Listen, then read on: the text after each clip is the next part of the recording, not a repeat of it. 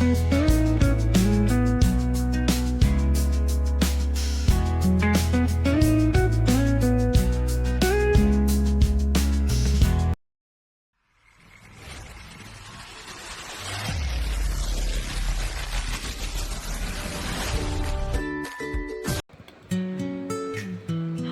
everyone! I just received my payout from the Jersey Post. Okay, here it is from New York. Pakita natin. It is a check. Kaso nga lang ito. May story po. Pagka-receive ko, kinuha ko agad. Tapos, syempre, binuksan. Ito po yung nangyari.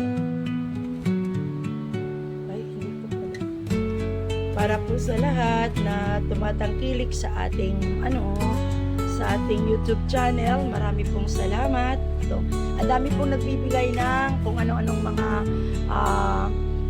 nung una, ang dami pong nagbibigay nung una sa YouTube kung paano kumita, paano gagawin ng ganito ganyan. Kaya lenggan niyo po ako, but not for my own sinasarili ko po yung aking mga vlog. Pero ayan po, sabi ko, meron talagang totoong payout pagdating ng panahon pag umabot ka sa tuition. Kaya yung mga sarili ninyong pwede na rin yan i-share, at saka pag magkaroon na kayo ng umabot kayo doon sa requirement na subscribers at first 1,000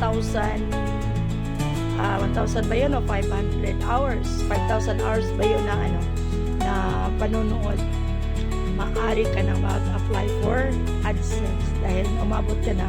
Pag nakita mo na meron ng advertisement yung video mo, ayun, pwede ka nang mag-apply for AdSense. Kaya ito po yung nangyari sa atin. Uulitin ko, hindi ko po inaakala na tutuhanin talaga ni YouTube. Tutuhanin talaga na. Ayan pong mga na yan, yung laptop na yan, sa taas yan sa akin, dito po sa aking pamilya. Sila po yung nagkumo-company, nanonood yan kasi nasa paaralan din naman po ako. Hindi ko yan kaya, wala namang sa paaral, wala pong doon. Hindi kami binibiyayaan ng malakas na kahit sarili naming mga sa internet, wala naman. Sa kapaaralan yun, bawal. So ayan, dito yan sa amin sa taas. Sila po yung syempre tinatangkilik nila yung ating channel. Ayan po, uulitin natin. Ayan na po siya. Ayan na po. Cheque po yan, punit na punit niya lang. Ayan. So in short, pera na naging bato pa.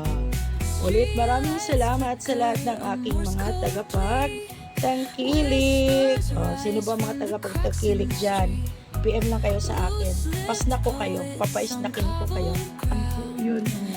Pera na din yan, $117.55. Kala nyo nga, peso lang yan. Thousands din yan. Okay, thank you so much.